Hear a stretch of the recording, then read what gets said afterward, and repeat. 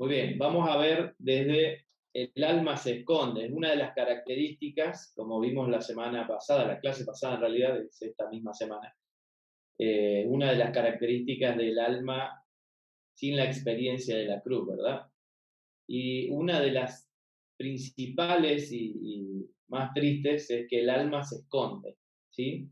En la desobediencia, como vimos de el primer matrimonio en el origen, experimentaron esa muerte y esa desconexión de Dios y empezaron a experimentar estas características nuevas, ¿sí? que traen tanto problema a nuestras almas hasta el día de hoy.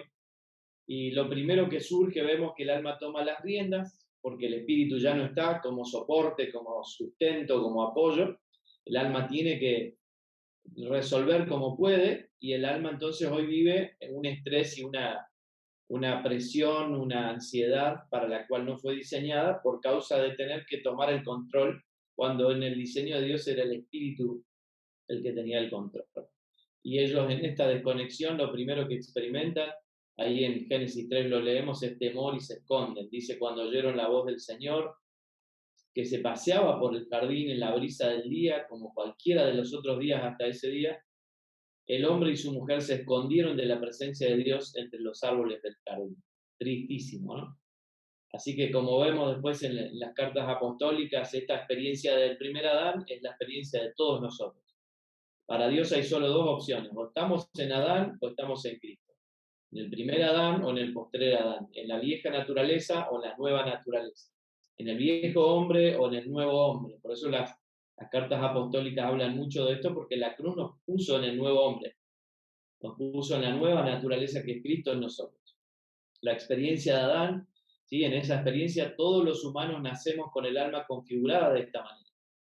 El alma esconde sus intenciones, esconde sus pensamientos, sus deseos, sus temores, y uno a veces no sabe bien cómo, si realmente creerle o no a la persona que tiene enfrente, porque parece que hay algo que no está diciendo del todo, ¿no?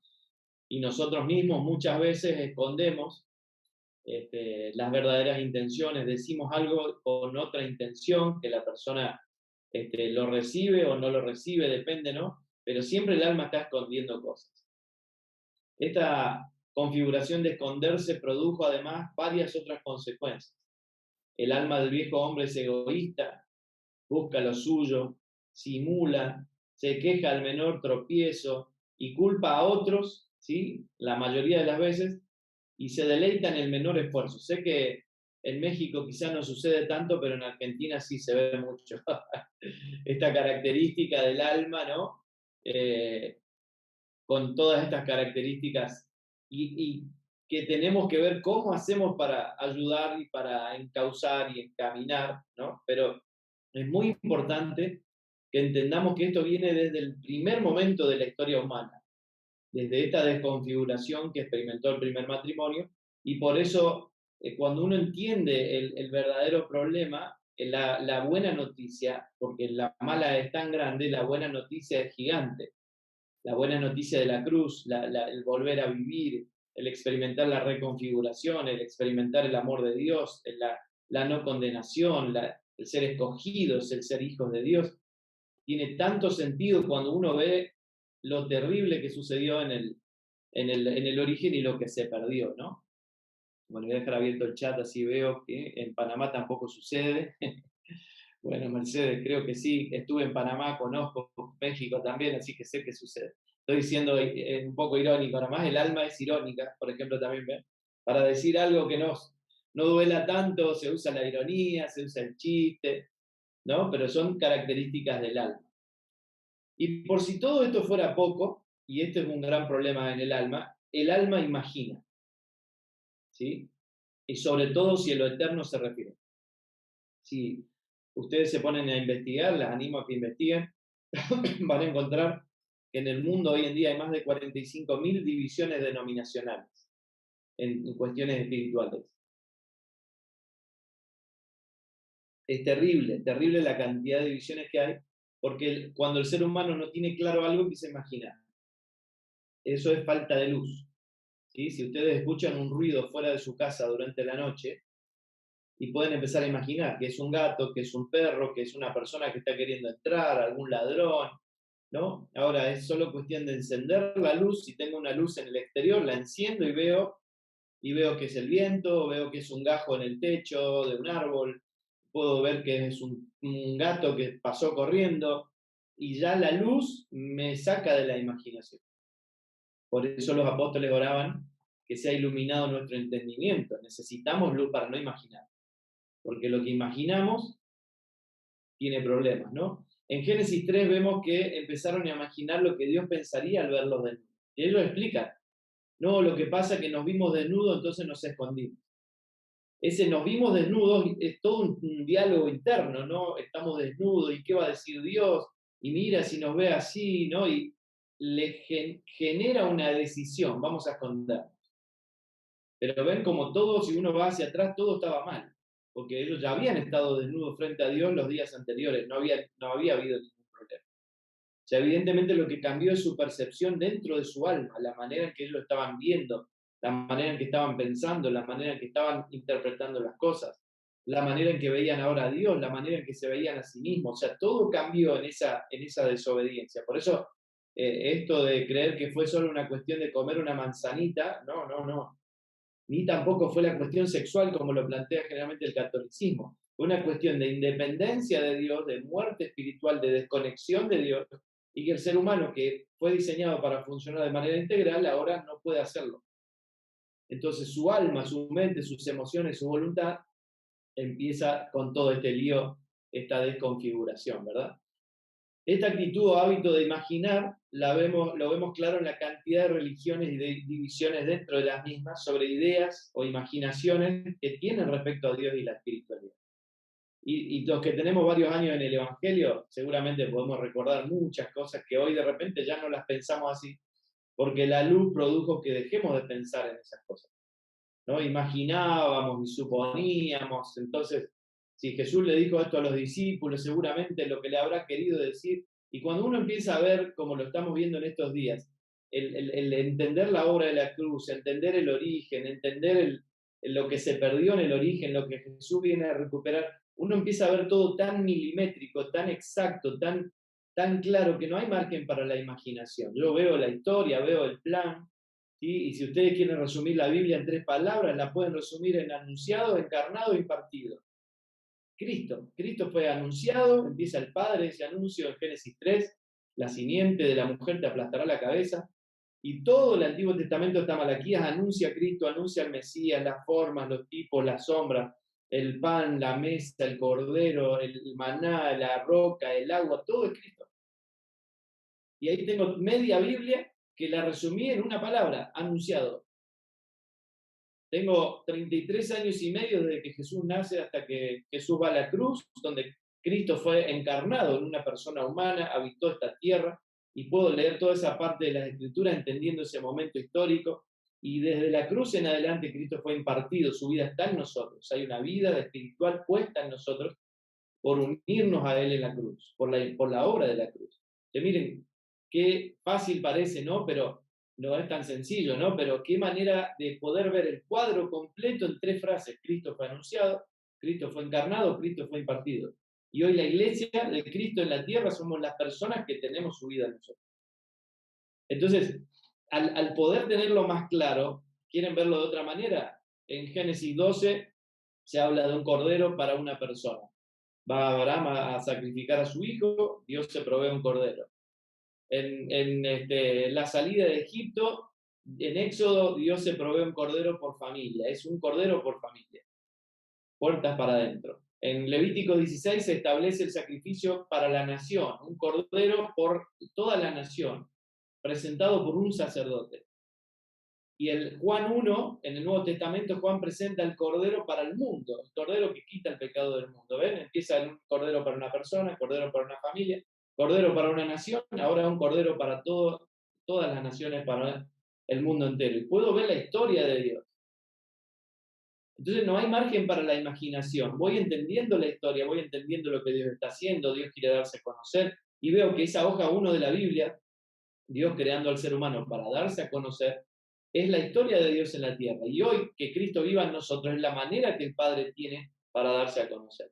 Claro, no si mi alma está turbada, angustiada, mira para cualquier lado, ¿no? No se sujeta a las realidades espirituales, pero por eso Dios está tan interesado en que nosotros veamos a Cristo, entendamos la obra de la cruz y que nuestra alma repose en esas realidades espirituales porque es la manera que Dios se puede dar a conocer, ¿sí?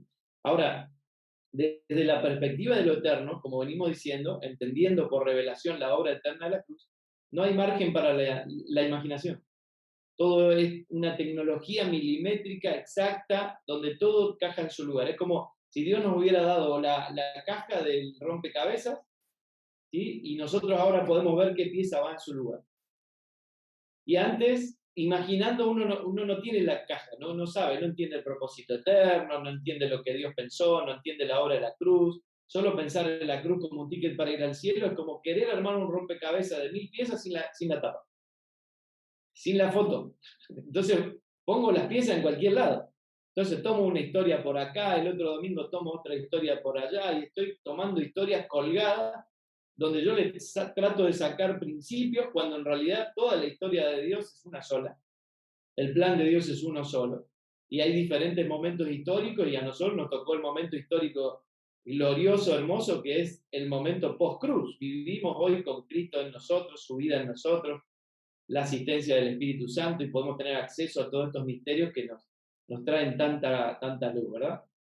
Ahora, cuando se nos revele se nos revela el propósito eterno que Dios se quiere dar a conocer, el nuevo pacto donde estamos hace 2000 años, este es mi nuevo pacto, mi sangre, dijo Jesús, se estableció desde la cruz en adelante. Hebreos 1 dice que en este nuevo pacto Dios habló de muchas maneras antes, ahora habla por el Hijo. ¿Sí? Entonces estamos en este nuevo pacto cuando lo entendemos que está establecido de la cruz, cuando entendemos el Evangelio como una persona, como Cristo mismo, vemos que no hay nada para imaginar. Por eso los apóstoles decían, revístanse de la nueva naturaleza, ¿no? Despójense de la vieja naturaleza, no alimenten los deseos de la carne, ¿no? Sino que alimenten la vida en el espíritu. La mentalidad de la carne es muerte, la mentalidad del espíritu es vida y paz. O sea, ellos tenían muy claro, no hablaban de otra cosa. Tenían, con exactitud decían lo que significaba la obra de la cruz. Claro, nosotros en el camino nos perdimos y hablamos de todo un poco. Pero el Señor nos está volviendo a la cruz, nos está volviendo al eje, nos está volviendo a entender de qué se trata, y con ese entendimiento tenemos todas las herramientas para poder ayudar realmente a las personas. No a poner un parche, una curita, una band-aid, ¿no? Sino a poder darle una real solución, que esa alma pueda mirar lo eterno y reposar en lo consumado en la cruz. Y esa es la solución más gloriosa que podemos encontrar. Ahora miren, lo recordamos de nuevo, 1 Timoteo 4:16, el apóstol Pablo le decía a su hijo espiritual Timoteo, ten cuidado de ti mismo y de la doctrina. Miren cómo en primer lugar él le plantea que su peor enemigo es él y no una doctrina que alguien le pueda venir a vender. Una doctrina errada, una doctrina equivocada, claro que tenemos que estar atentos, pero Pablo le dice a Timoteo, tu peor enemigo eres tú mismo. Ten cuidado de ti mismo y de la doctrina, persiste en ello, pues haciendo esto te salvarás a ti mismo. ¿Cómo te salvarás si él ya era salvo? Ya se había unido a Cristo. Su espíritu ya había nacido de nuevo. Él es un colaborador apostólico de Pablo. Él está vinculado a la iglesia, está colaborando con la edificación de la iglesia. Claramente aquí no está hablando de la salvación espiritual, está hablando de la salvación de su alma. Te salvarás a ti mismo y a los que te escuchan. Por eso tenemos que tener siempre claro que el alma es muy linda, muy hermosa, algo bueno que Dios creó, pero puede ser muy peligrosa si le damos libertad. Los pensamientos nos pueden llevar para cualquier lado, los deseos nos pueden llevar para cualquier lado, y experimentamos ansiedad y un montón de líos, ¿no? Que Dios no diseñó para nosotros.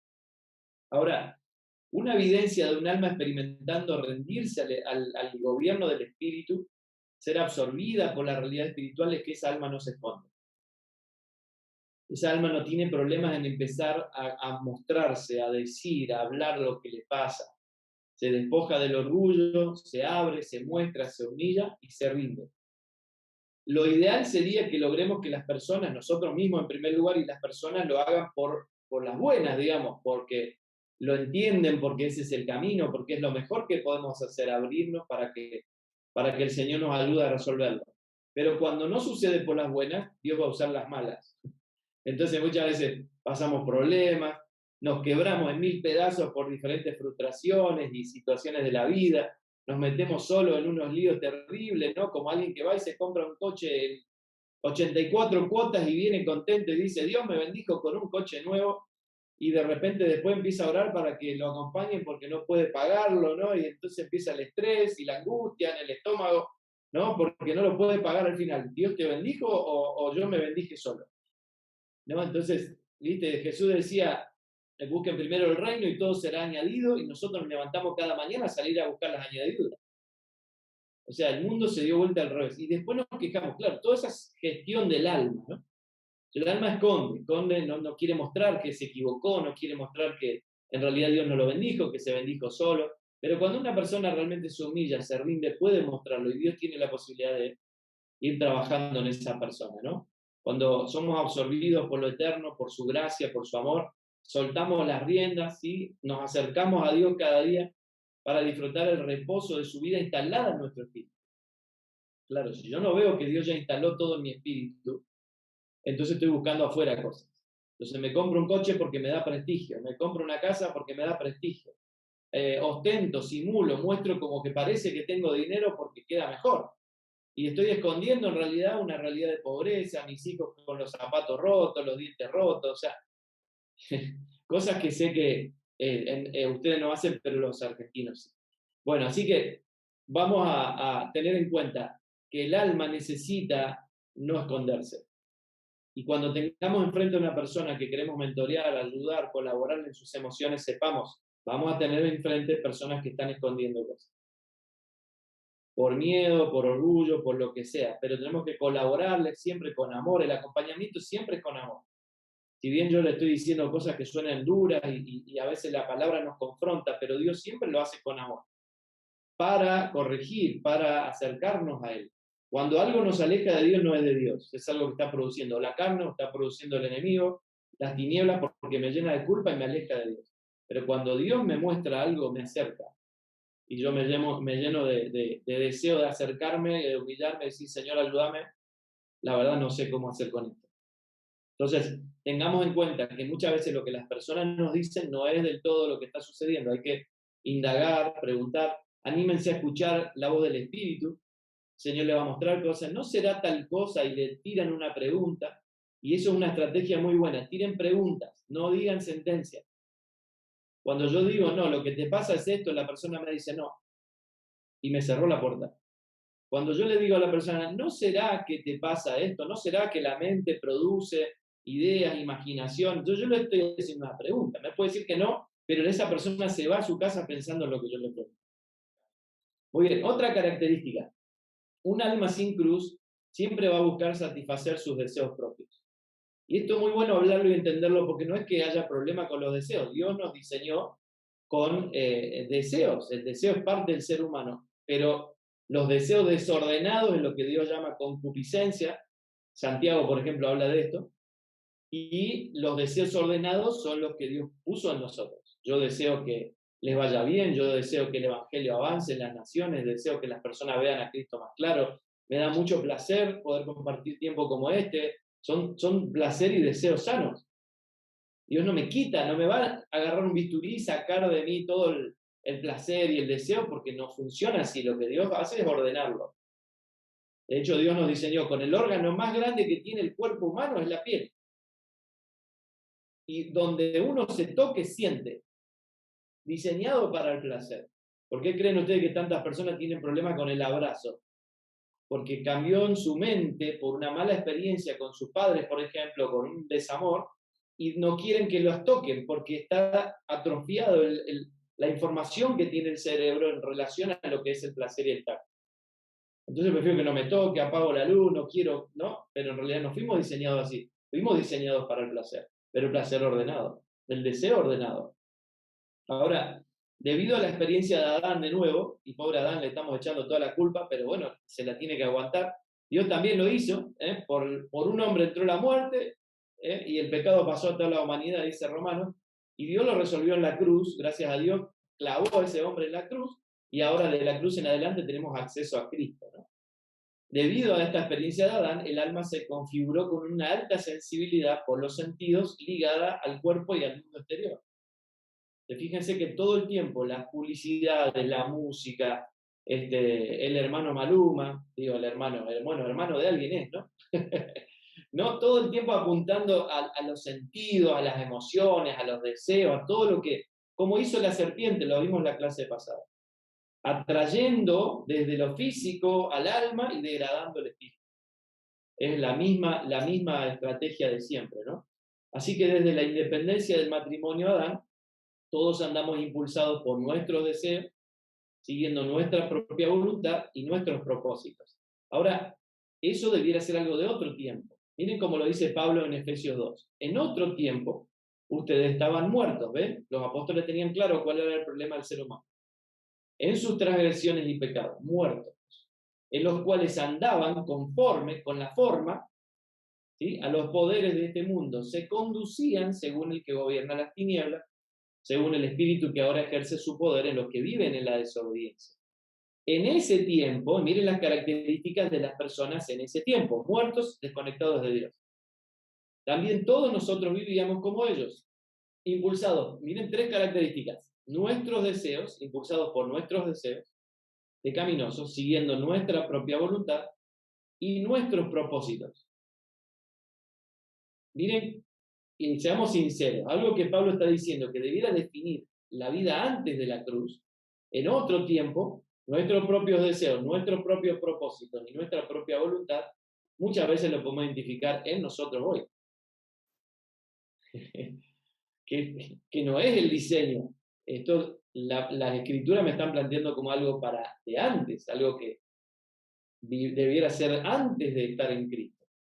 Ahora, como los demás, éramos por naturaleza objeto de la ira de Dios. Dios no odia al ser humano, Dios odia, no le gusta, no acepta, está enojado con la naturaleza de la serpiente mezclada con Adán.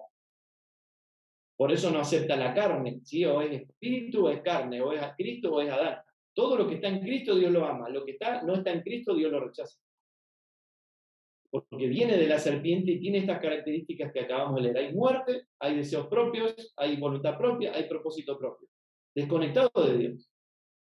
Por eso la justicia propia, en todo lo que sea propio, Dios no lo va a aceptar jamás. Dios, ¿qué hace? Pero Dios, versículo 4, que es rico en misericordia por su gran amor por nosotros, nos dio vida con Cristo. Miren qué interesante. Antes dice que Dios tiene ira, ¿no? A lo que no es de la naturaleza de la serpiente, pero ahora dice por su gran amor por nosotros. Dios ama, pero hay algo que no ama, y es la vieja naturaleza, ¿no? Entonces Dios, que es rico en misericordia por su gran amor por nosotros, nos dio vida con Cristo, porque estábamos muertos, aun cuando estábamos muertos de pecado. La solución de Dios es vida, y esa vida es Cristo. ¿Se acuerdan Juan? Primera Juan capítulo 5 dice, el que tiene al Hijo tiene la vida, el que no tiene al Hijo no tiene la vida. Para Dios es sencillo, la vida para Dios es Cristo. Entonces una persona que dice, no, yo creo en Dios, yo estoy vivo, no, si no está en Cristo, para Dios está muerto. Según las evidencias de las Escrituras, ¿verdad? Ahora, por gracia ustedes han sido salvados y en unión con Cristo Jesús, Dios nos resucitó, porque estábamos muertos. Estábamos vivos en el Edén, morimos por la desconexión en unión con la serpiente y ahora Dios nos resucita, nos vuelve a la vida. Por eso es nacer de nuevo, el nuevo nacimiento. Y nos hizo sentar con Él en las regiones celestiales. Miren lo contundente de esto. No es que Dios me une a Cristo y me voy con un ticket para ir al cielo. Yo ya estoy sentado en los cielos. Esta es una posición espiritual por obra de la cruz. Dios ya me posicionó en lugares celestiales juntamente con Él. ¿Y para qué? Hoja 1 de la Biblia, versículo 7. Para mostrar.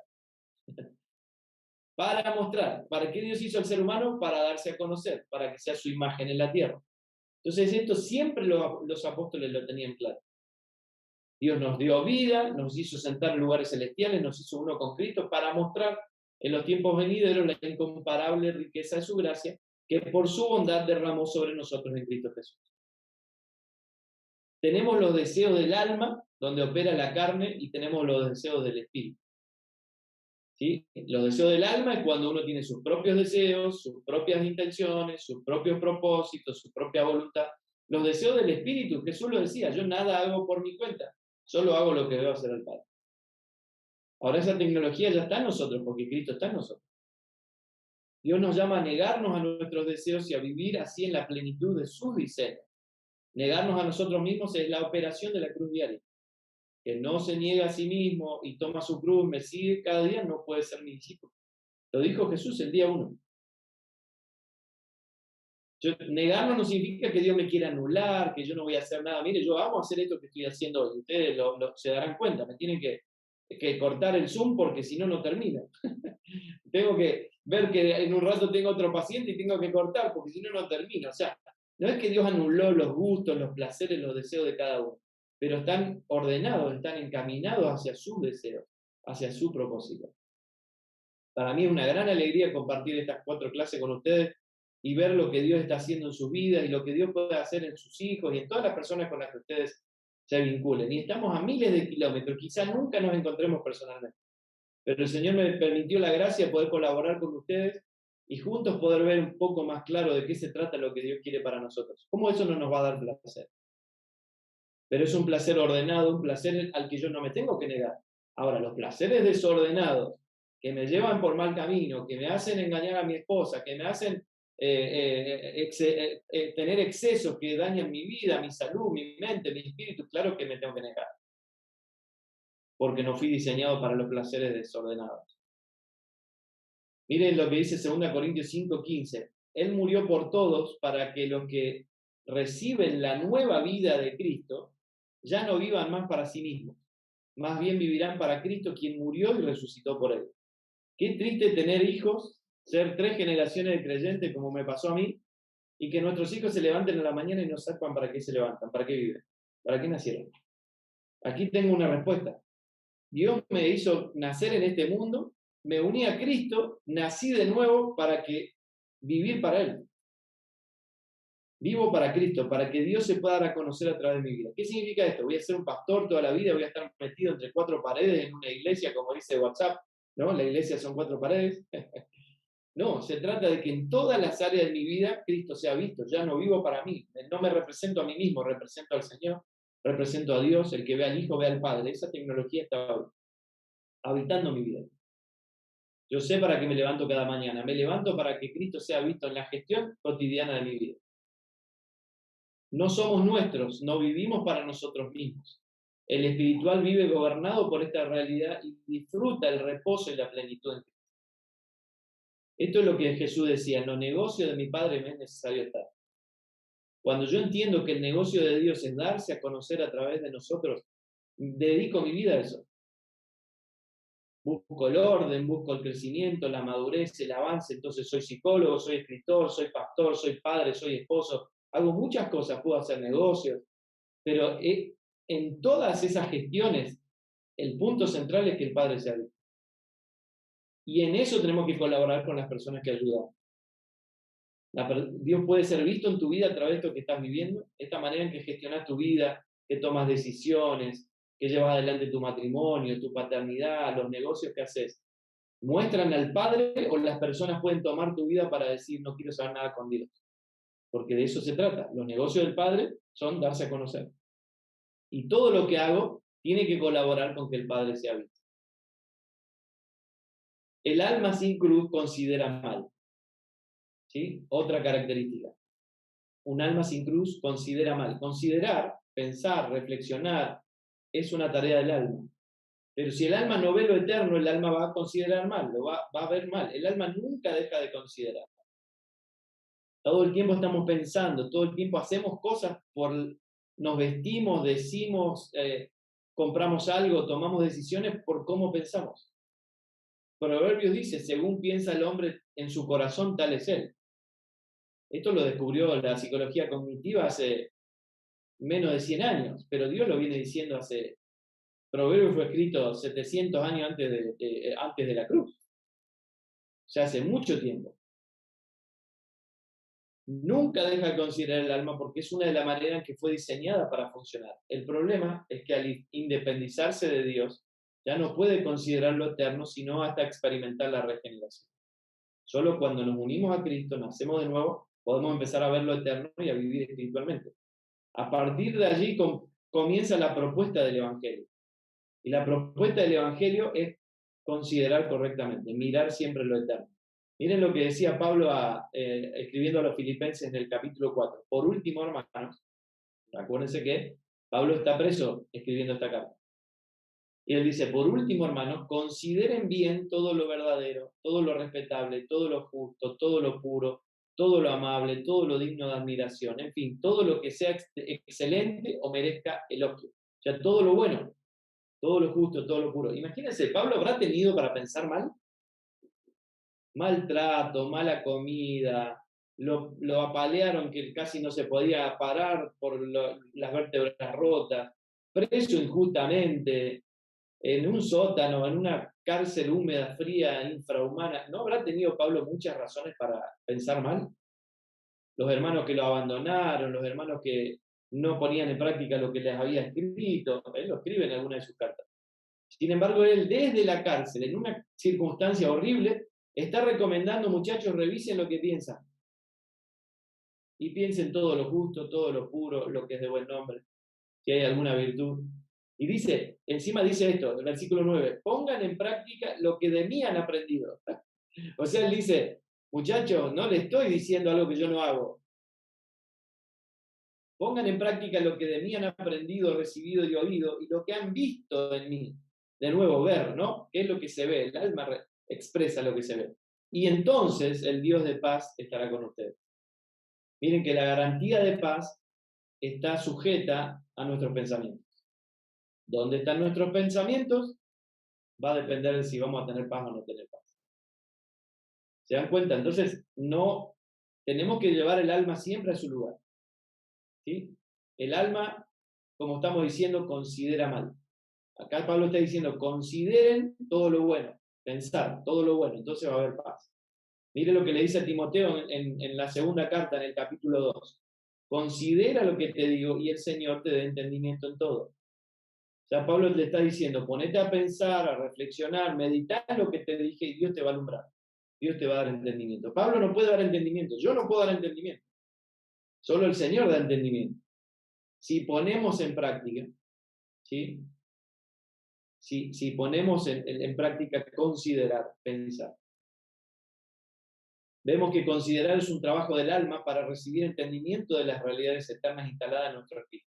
Esto es como, considerar sería el post-clase. Ustedes cerramos el Zoom y se van y empiezan a pensar, wow, no lo había visto así. ¿Dónde está eso que dijo? Empiezo a buscar las escrituras, leo las cartas apostólicas, voy al libro de los Hechos. Eso es considerar, ponerse a reflexionar, a buscar, a pensar.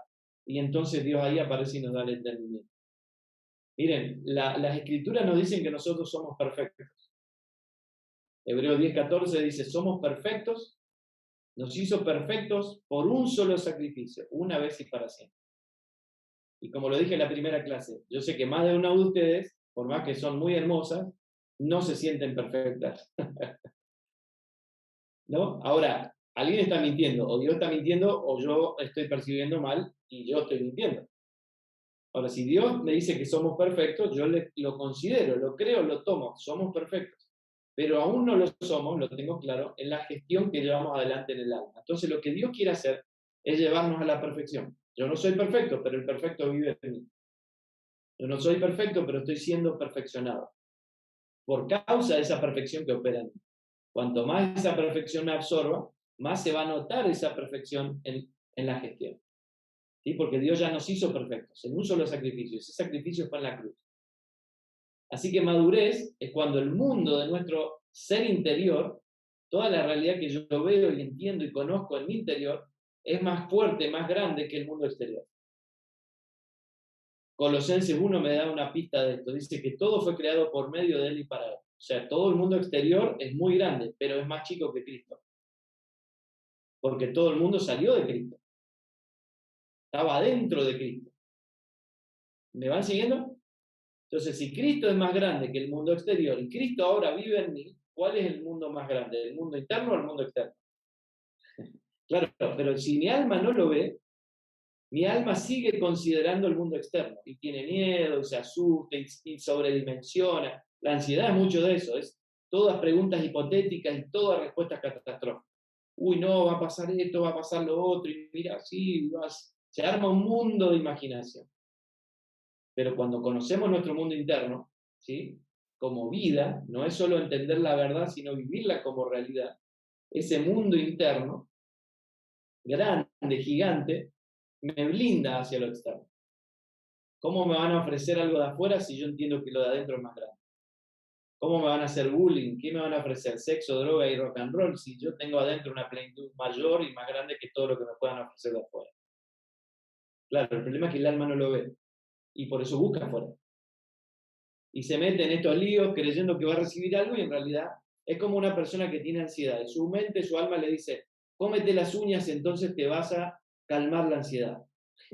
La mente ofrece una solución, ¿no? Sé que ustedes no lo hacen porque tienen uñas de princesas, pero se empieza a comer la uña a la persona. Y miren lo que está haciendo. No solo que no se calma la ansiedad, sino que se está autodestruyendo. Se está produciendo problemas en las uñas, problemas en los dientes, se está comiendo a sí misma, o sea, no se quiere en realidad la persona porque se está autocomiendo. Y entonces miren cómo la mente presentó una solución, pero en realidad no es una solución, sino agregó un nuevo problema. Por eso el alma no es de fiar, dijimos la clase anterior, ¿verdad? Así que Dios nos quiere llevar a esta madurez, ¿sí? A la obediencia de todo lo que es eterno, a vivir mirando y obedeciendo lo eterno, que me va a traer reposo. Debemos llevar al alma a considerar todo lo eterno depositado en nuestro espíritu. Y para esto sirven las disciplinas espirituales, ¿sí? La oración, la oración, la lectura de las escrituras, estos encuentros como este que estamos teniendo, ¿no? Encontrarnos con personas que sumen a nuestra vida, que nos lleven a Cristo, meditar, la música que escuchamos, las series que miramos. O sea, tiene que haber una alimentación permanente de las realidades eternas que ya tengo, descubrir eso. Por eso los apóstoles oraban, que recibamos espíritu de sabiduría y revelación para entender las riquezas de Cristo, los misterios de Cristo. Pablo le dice en Efesios 3 a los Efesios, le escribí para que ustedes sepan que entiendo los misterios de Cristo. A los Colosenses le escribe en el capítulo 2 que en Cristo están escondidos todos los misterios de la sabiduría. Entonces necesitamos la revelación. Misterio es algo que tiene que ser revelado y que está accesible porque tenemos el Espíritu para que se nos revele. 1 Corintios 2:12 dice que Dios nos dio el Espíritu para que sepamos lo que Él nos ha concedido. ¿Sí? Así que estas disciplinas, estas prácticas, esto que estamos haciendo hoy con esta clase, es una notificación al alma respecto a la realidad eterna que ya operan. Yo ya fui bendito. Miren que las cartas apostólicas están escritas en pasado. Ya fui bendito, ya fui amado, ya fui escogido, ya fui aceptado. No hay condenación para los que están en Cristo. O sea, son realidades que ya sucedieron. Mi alma lo necesita ver. Ahora, a veces aparecen otros evangelios y nos prometen cosas futuras. Dios te va a hacer, Dios te va a dar, salir, correr, recuperar, agarrar lo que Dios tiene. No, no hay nada para adelante, todo está atrás, en la cruz. Y ahí es donde tenemos que descubrir qué me fue dado en la cruz, qué significa que Dios me haya sentado en lugares celestiales juntamente con Cristo. ¿Qué significa que soy amado y nada me puede separar de ese amor? ¿Qué significa que no soy condenado? ¿Sí? Entonces necesito esas notificaciones. El alma debe llegar al estado en que Dios es suficiente. Miren, Colosenses 2:10 dice que estamos completos en él. Completo es que no hace falta más nada. Está al tope, arriba. Y el alma permanentemente nos pone la idea de que falta. Volvamos a Génesis 1. Dios, ¿qué hizo? Los bendijo y en esa bendición los puso en el huerto. En el huerto estaba todo resuelto. El ser humano abre los ojos un día así, aparece en el universo y aparece en el día de reposo. No hay nada que hacer. El pastito está cortadito, los animales andan tranquilos, ninguno se pelea con el otro. Hay 4 ríos que riegan la tierra, rocío que riega la noche, los frutos, los árboles producen frutos según su especie, está todo ordenado, todo funcionando y el ser humano tiene que reposar. Eso es bendición.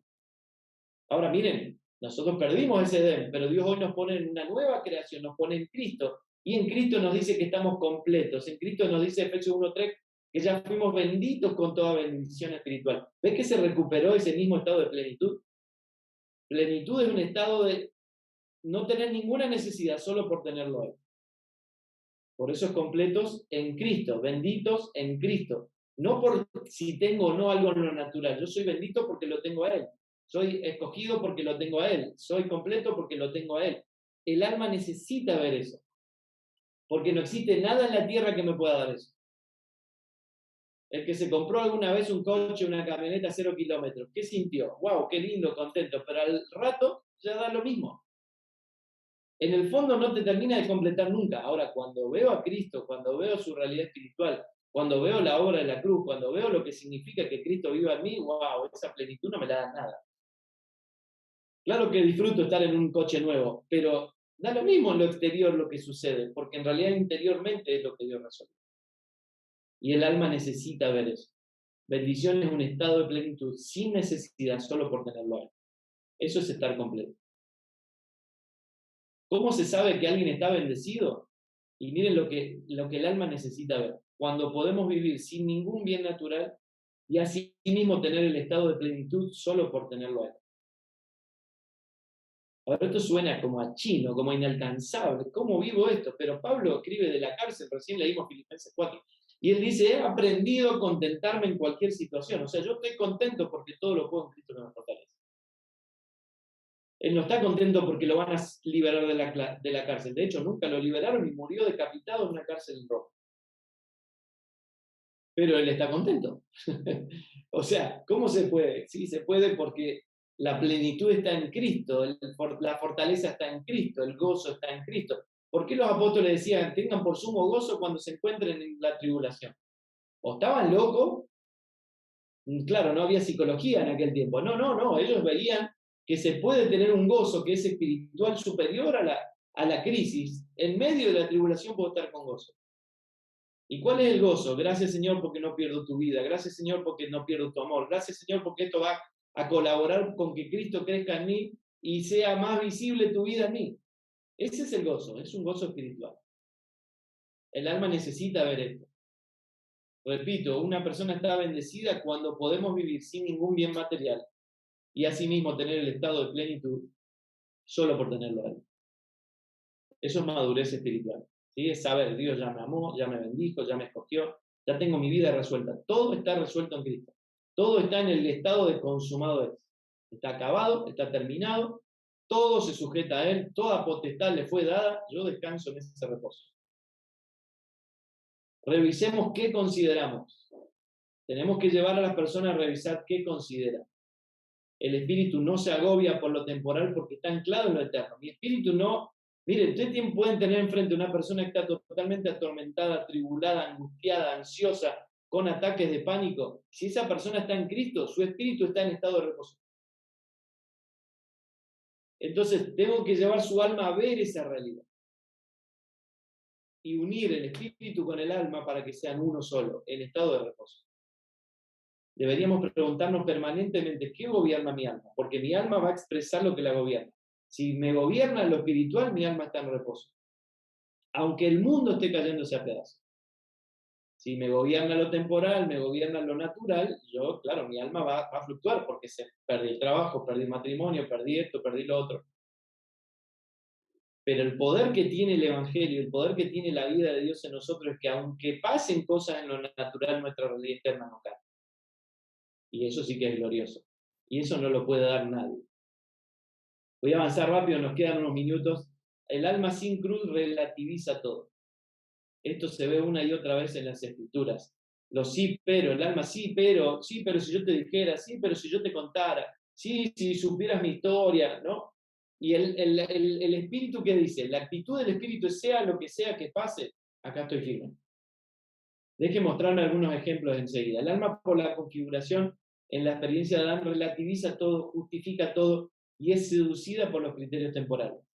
Uno siempre quiere explicar, no, pero si yo te contara, no viviste lo mismo que yo, si hubieras experimentado lo mismo que yo, y siempre estamos explicando, justificando, lo hice porque a mí me hicieron primero, ¿no? Todo relativizado.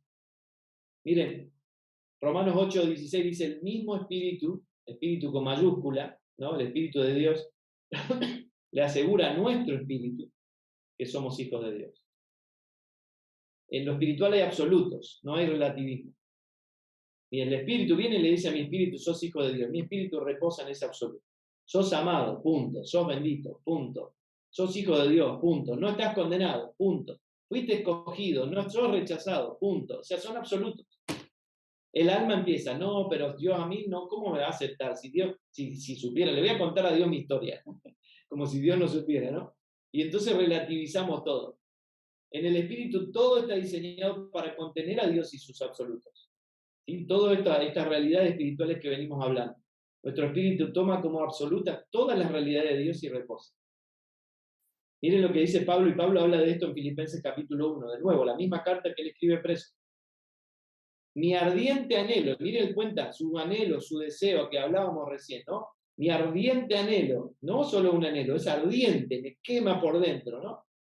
Y mi esperanza es que nada será avergonzado, sino que con toda libertad, y escuchen, ya sea que yo viva o muera, esa es una condición espiritual, un maduro espiritual, sea lo que sea que pase, ya sea que yo viva o muera, ahora, como siempre, Cristo será exaltado en mi cuerpo. Porque para mí el vivir es Cristo y el morir es ganancia. Y lean el capítulo 1, Pablo hasta hace bromas con la muerte. No sé si quedarme, si irme, si quedarme a colaborar con ustedes, pero ir con Cristo sería mejor. Y nosotros no queremos ni hablar de la muerte y Pablo hacía chiste de la muerte. Porque él tiene resuelto el tema, él vive en Cristo y ya no muere más. El que está en Cristo no muere, cambia de domicilio. Muere el cuerpo, muere este guante, este cascarón y queda, se pudre en la tierra, pero el espíritu, el alma, lo que fue edificado en lo eterno, no se muere.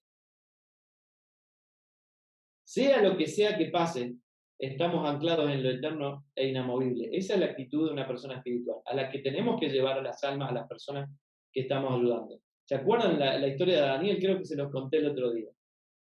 Estos tres muchachos, hay una ley, la ley obliga, todos se tienen que postrar ante la imagen, y estos muchachos se plantan y dicen, ustedes hagan lo que quieran, pongan la ley que quieran, nosotros no nos vamos a postrar, porque Dios nos puede salvar.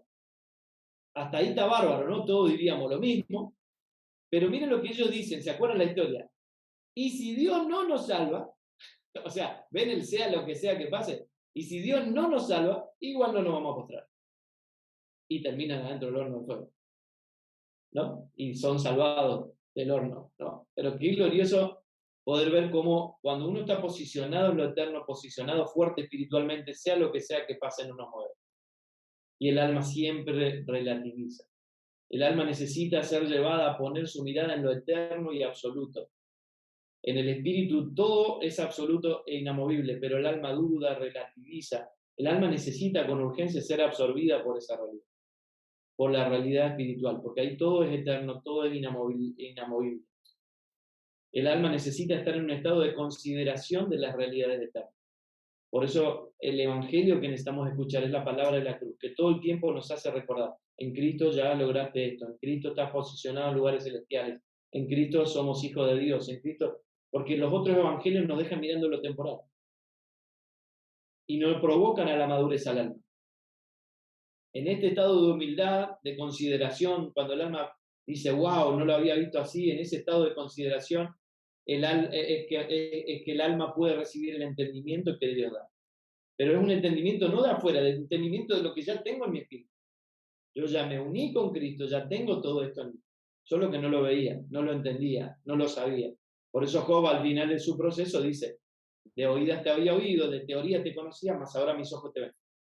Él experimentó a Dios y pudo pasar de los conceptos a una realidad de vida. El alma necesita ser provocada a la madurez por la palabra de la cruz, por el verdadero evangelio. La experiencia con la cruz produce el crecimiento de Cristo en nosotros. ¿Sí? El alma necesita eso. Necesita dejar de mirar, es un regulador. El alma regula. Y tiene que ser sacada de lo temporal que se cae a pedazos para mirar lo eterno que se mantiene inconmovible. Es un reino inconmovible al que hemos sido trasladados. La vida de Dios es indestructible y está en nosotros. El Evangelio lleva al alma a reposar en los absolutos eternos obtenidos por la obra de la cruz en nosotros. La buena noticia es que no se puede deshacer la cruz, por lo tanto, todo lo que Dios hizo ya es inalterable. Aunque existiera la máquina del tiempo de las películas, no puedo ir para atrás a deshacer la cruz. ¿Por qué? Porque la cruz ocurrió en la eternidad. Dice Apocalipsis que Cristo fue inmolado antes de la fundación del mundo. Aunque tuviera una máquina del tiempo, igual no lo podría hacer. Mírenlo, esto es una fantasía, ¿no? Pero para demostrar lo glorioso que es algo que Dios hizo y que yo no lo puedo deshacer.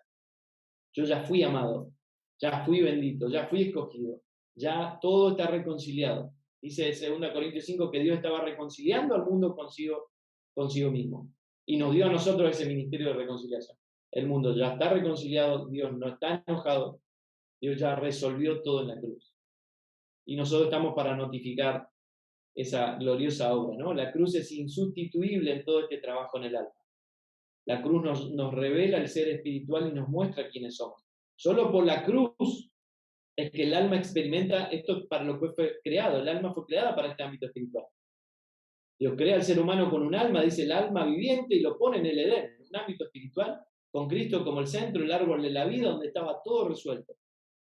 Y el ser humano decide salirse de ese ámbito espiritual y muere espiritualmente. Pero en la cruz se recupera.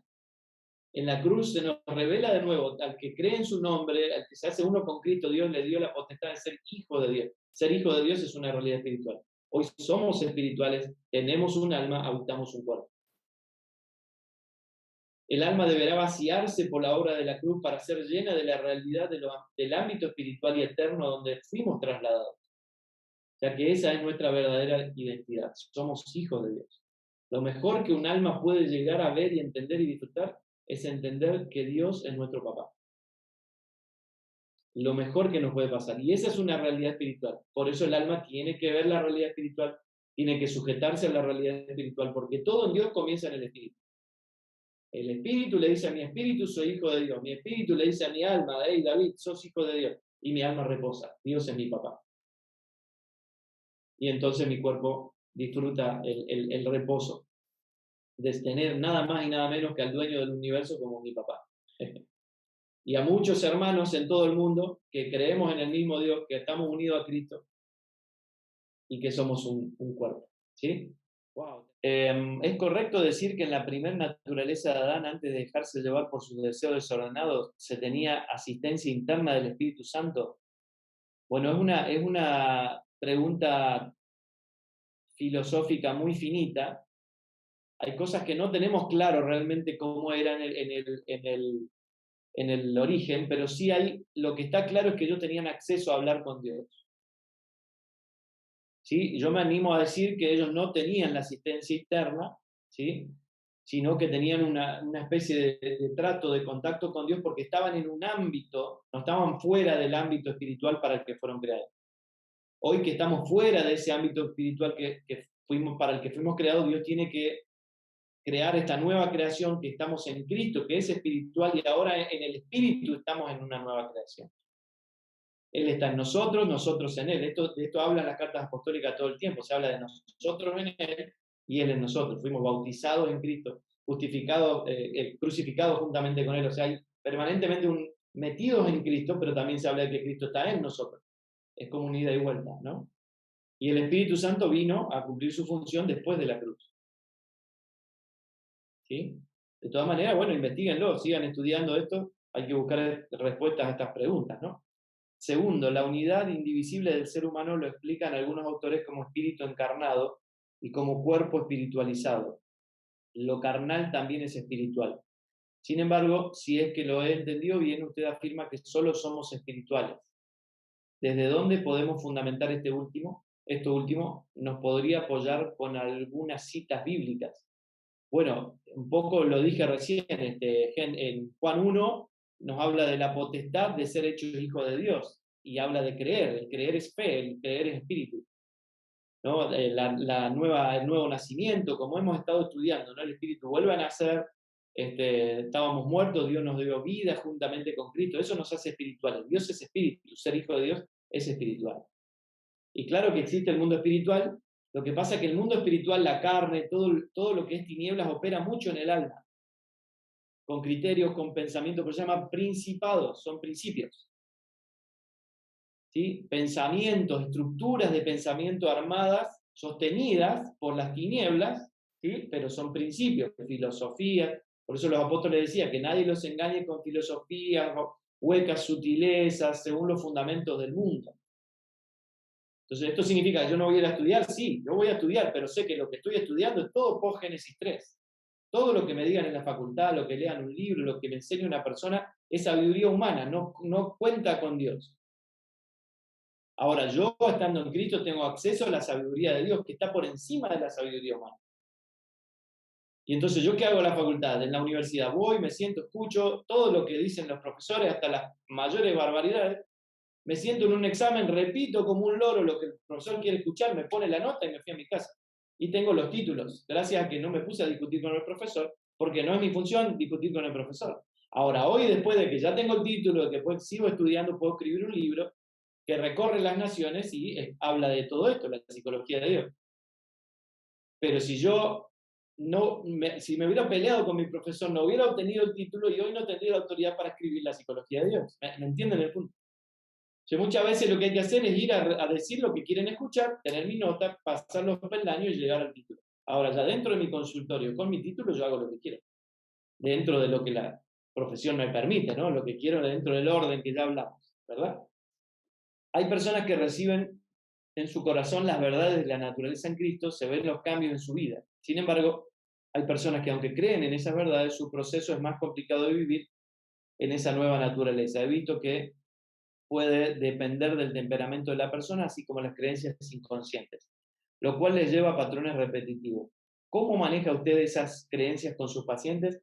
Bien, es una buena pregunta, porque en realidad cuando yo me uno a Cristo me hago uno con Él, y ahí empieza un proceso de madurez que Dios va a buscar. Ahora, yo puedo ser un cabezón, un orgulloso, y me paso la vida y puedo transformarme en un hombre de 80 años con barba blanca, pero con carita de bebé. Porque en Cristo nunca crecí. Soy un viejo con barba, con cara de bebé. Entonces, lo único que sé es que me muero, me voy al cielo, y lo único que sé es que hay que ir los domingos o los sábados a una reunión y cumplir con ciertos rituales religiosos. Y después, no me absorbió su vida. Lo que Dios va a buscar es que esa vida que está en mí absorba mis emociones, mis pensamientos, como leímos en Efesios 2. Ya no voy a tener mis propios deseos, mis propios propósitos, ni mi propia voluntad. Su vida va a absorber eso. Y esa tecnología que Jesús decía, que nada hago por mi cuenta, sino hago lo que veo hacer al Padre, está en nosotros, es Cristo en nosotros, haciendo lo que ve hacer al Padre y obedeciendo al Padre. Entonces necesitamos acompañar a las personas, tenerle paciencia en el proceso. Creo que ahí la iglesia falla mucho en no tener un proceso de discipulado. Podemos ver una gran diferencia entre las congregaciones que tienen un proceso de discipulado, acompañan a las personas por lo menos durante un año a crecer, en avanzar y crecer, en entender lo que la cruz me dio, y esas personas se vuelven maduras más rápido. Y las personas que solo se unieron un día a Cristo y empiezan a ir a una reunión que otra, de vez en cuando, una vez a la semana, el proceso de maduración es muy lento. Entonces, el fin de semana son súper cristianos y en la semana son unos demonios, pero están en Cristo. Claro, por eso Pablo lea en Corintios. Pablo identifica en la carta a los Corintios el hombre natural, que es el hombre que vive sin Dios, el hombre carnal y el hombre espiritual. Son tres tipos de personas que Dios ve. El natural está sin Dios, el carnal es un niño en Cristo y el hombre espiritual es un hombre maduro que vive gobernado por la vida en el Espíritu. ¿Sí? Bueno, y tenemos que acompañar a las personas a que lo vivan. En su manual dice, podemos vivir sin ningún bien natural. ¿Cómo lo aplicamos o lo practico en el ámbito físico donde vivimos en un mundo capitalista? Claro. ¿Cómo diferenciar las comodidades, lujos de las necesidades básicas? ¿Cuál es su opinión sobre el nuevo movimiento de estilo de vida minimalismo? Bueno, todas las filosofías humanas sin Dios son filosofías humanas. Pueden ser muy buenas, pero no son completas. Y Dios en ningún momento dijo que está mal que yo tenga algo bueno, que me compre algo, que disfrute. Si Dios me dio los recursos y puedo vivir una vida cómoda, no hay problema con eso. Dios, Pablo mismo decía a Timoteo, el amor al dinero es el problema, no el dinero. No dijo, ojo muchachos, que el dinero es un gran problema. Él dijo, el amor al dinero es raíz de todos los males. El dinero no, el amor al dinero. Y así todas las cosas, los excesos, ¿sí? Que se transforme, que me gobierne la vida. Las emociones no son malas, pero si me gobiernan la vida son malas. Entonces necesitamos encontrar el equilibrio, poner un estilo de vida saludable, óptimo, vivir lo mejor posible, y el excedente, que nos quede un excedente para ahorrar, para ayudar a las personas, para el avance del Evangelio, para colaborar en el reino. Porque si no, yo me doy la super vida y después no tengo para pagar un curso, no tengo para entrenarme, no tengo para que mis hijos no sé, puedan hacer algo para colaborar con una persona que por ahí necesita ayuda, ¿no? Pregunta, cuando vemos que hay alguna situación en el alma, en las emociones, ¿cómo cuestionar los pensamientos para que miren lo eterno? Así de sencillo, preguntarme, ¿esto que estoy viendo está bien? Esta sensación de angustia que estoy teniendo, ¿por qué la estoy teniendo? ¿Dónde estoy mirando? ¿Estoy mirando lo eterno o estoy mirando lo temporal? Si no tengo paz, Isaías 26:3 dice, tú guardarás en completa paz aquel cuyo pensamiento en ti persevera. Ahí la respuesta es muy sencilla, si no tengo paz, mis pensamientos están en cualquier lado menos en Dios. Entonces, una y otra vez hay que llevar al alma a mirar al lugar correcto, a hacer, cuestionarse, no buscando respuestas, sino preguntas sencillas. ¿Estaré pensando bien? Esto que estoy pensando, si lo hablo con Julia, si lo hablo con, no sé, con fulana, con sultana, con David, con Dios, ¿pasará? Entonces, ese cuestionamiento desinfla un poco los pensamientos y me hace mirar un poco más a donde tengo que mirar. Es entendible en lo aprendido que reprogramar el alma a la realidad espiritual es una disciplina. En 3 pasos, ¿cuál sería la mejor forma de iniciar? No hay 3 pasos. Es entenderlo y después cada uno lo va a ir aplicando como puede, pero sí necesitamos entender las características y di solo algunas, ¿sí? Si pueden después consigan el libro porque ese es el último capítulo, Consideraciones Prácticas, donde resuelve todas estas cosas. ¿Cómo se puede trabajar y orientar a una persona que utiliza el argumento que uno tiene amor cuando se confronta cuestiones de conducta, en su conducta? Es que el tema es cómo la persona lo recibe, ¿no? El mentor tiene que trabajar, practicar más en su comunicación verbal y no verbal, claro, pero si la persona no está dispuesta a recibirla, por más que yo lo haga en amor, no lo recibe. O sea, hay que discernir los tiempos e ir diciéndolo. Ahí alguien preguntaba cómo dar ese seguimiento de discipulado.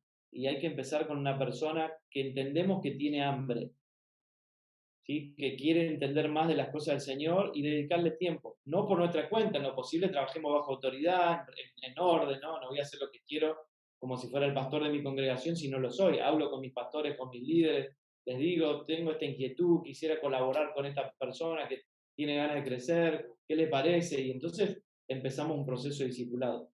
Yo tengo un manual que se llama Familias que discipulan a sus generaciones, que si me escriben a davidfirmanlibros@gmail.com, le voy a pegar acá. Se lo puedo enviar gratuitamente. Le paso el correo ahora. davidfirmanlibros@gmail.com. Es un material, un manual que armé durante la pandemia. El Señor me inquietó armarlo y regalarlo, así que he regalado miles en PDF. ¿Sí? No tengo la versión papel, pero en PDF se lo puedo enviar por correo. Lo pueden trabajar en familia, trabajar en la congregación, pásenlo a sus pastores. Es un material muy bueno porque habla de qué enseñar a nuestros hijos, no el cómo, no cómo hacer un culto familiar, sino contenido, digamos. ¿Qué pasó en la cruz? ¿Qué significa que Dios me haya justificado? ¿Qué significa la santificación? Ese tipo de cosas, un poco lo que he compartido acá. Así que si me mandan el correo, ni bien pueda, le estaré enviando. Todo aquel que es nacido de Dios no practica el pecado porque la simiente de Dios permanece en él y no puede pecar porque es nacido de Dios. Tremendo texto. ¿Cómo se entiende aquí no pueden? No dice no deben. Claro, porque esto es la realidad espiritual. Yo nací de Dios, en el espíritu ya no peco más. Pero mi alma decide seguir pecando. Es como Romanos 6 dice, ya no soy más esclavo del pecado y mi alma decide seguir esclavizada. Yo, en mi espíritu tengo una realidad, el espiritual ya no peca, el alma sí peca. Entonces son conductas que el alma decide mantener y eso es lo bueno. Cuando yo veo este texto, el Señor me está diciendo, David, ¿por qué sigues con esa conducta si ya te estoy mostrando que ese no eres tú? Tú eres el que ya no peca. Ok, Señor, ahí voy. Entonces me acerco a la persona que Dios dice que soy, el que ya no peca. Es una realidad espiritual que el alma necesita ver y el alma necesita decidir. Por eso los apóstoles decían, no satisfagan los deseos de la carne. Porque yo estoy decidiendo con mi alma alimentar algo que tengo que matar de inanición, que no coma, sino satisfacer los deseos del espíritu, ¿no? ¿Desde qué edad uno como padre puede empezar a despertar por las cosas espirituales que están a nuestros hijos? Desde muy chiquitos, desde el bebé. Que ellos aprendan que esto es una vida, no vamos a una reunión los fines de semana, vivimos a Cristo todos los días. O sea, hablamos a Cristo, vivimos a Cristo, leemos un libro, charlamos, estamos tomando un café, esto es algo natural de la vida de todos los días. Lo que pasa es que la gente habla muchas veces desde la ignorancia, entonces lo que necesitamos es sugerirle más en una clase, es que la clase va a ser una construcción. ¿Se acuerdan? Hoy entendemos mucho más que la primera clase de la semana pasada, y fueron solo 4 clases. Entonces, si yo tengo una clase que voy a dar durante el año, que la persona tiene que ser paciente para ir transitando una construcción para después entender a dónde vamos. Si yo pienso que la psicología es mala, pienso que la medicina es mala, que la abogacía es mala, que cualquier disciplina es mala, porque no existe medicina cristiana y medicina no cristiana, psicología no cristiana. Son las mismas filosofías, son humanas, las descubrió el ser humano investigando, observando, sacando conclusiones. Entonces yo fui a estudiar a una universidad, aunque hubiera ido a una universidad cristiana, hubiera estudiado los mismos libros y los mismos padres de la psicología que cualquier universidad de psicología en el mundo. Lo que hace las disciplinas espirituales somos las personas que somos espirituales. Hoy el trabajo que yo realizo es espiritual porque yo soy espiritual y vuelvo espiritual lo que estoy haciendo. Yo puedo ser albañil, puedo ser astronauta, puedo ser abogado, médico, lo que sea. Se transforma en espiritual porque nosotros somos espirituales. No hay nada malo en la psicología. ¿Sí? Tengo claro que la psicología es humanista, tiene como centro al humano, al hombre, no a Dios, y no considera a Dios, además cuestiona a Dios. Estoy teniendo eso en cuenta, pero yo no puedo ser tan necio de no ver que la psicología descubrió muchas cosas que me sirven como respuesta para entender los problemas humanos. Ahora, no dan toda la respuesta porque no pueden dar respuesta de fondo, porque la respuesta de fondo está en el espíritu. Cuando yo me uno al Señor, soy uno con Él y soy libre de toda esclavitud. Esa es la verdadera solución del ser humano, de pasar de muerte a vida, de enemigo a reconciliado, de huérfano a hijo, de tinieblas a luz, de engaño a verdad. Y eso lo único que lo puede ofrecer es Cristo, es la cruz. ¿Sí? Entonces, pero tengo herramientas, la psicología, la medicina, todos son herramientas. Pasa que hemos demonizado tanto que ir al médico está bien, porque trabaja el cuerpo, pero el psicólogo, oh, no, como el psicólogo, pero el alma es parte del ser integral, tiene sistemas, así como yo tengo una cicatriz en el cuerpo que no me acuerdo, o me acuerdo y ya no me duele, en el alma también tengo recuerdos sin dolor, se sanó, se cicatrizó. Y necesito entender los procesos del alma. Pero bueno, en paciencia, acompáñela y pídale paciencia para ir estudiando, investigando. El libro te va a servir mucho porque yo arranco en el primer capítulo definiendo algunas escuelas de la psicología y después todo esto que hemos estado trabajando es parte del libro La psicología de Dios. Hay que poner en consideración de las personas y entender que la cruz resuelve todo. Yo puedo haber nacido en una familia cristiana, haber experimentado un desastre familiar, paternal, todo lo que sea, pero cuando me encuentro con la cruz y experimento la cruz, que me ama realmente, que me escoge, me da libertad, todo se resuelve. Por eso Pablo dice, todas las cosas fueron hechas nuevas. Yo puedo mirar para atrás y acá atrás mío ver una cruz, un pedazo de madera. Mi historia no existe. Claro, esto es muy difícil para el humanismo entenderlo, se entiende espiritualmente. Todo fue hecho nuevo. Cristo hace todas las cosas nuevas. Yo resuelvo todo en la cruz. Necesitamos llevar a la gente a eso. Fue un enorme placer, una alegría enorme compartir con ustedes. Hubo hambre, ganas de aprender, así que fluyó muy fácil. Les envío un fuerte abrazo. Gracias por todo y hasta la próxima.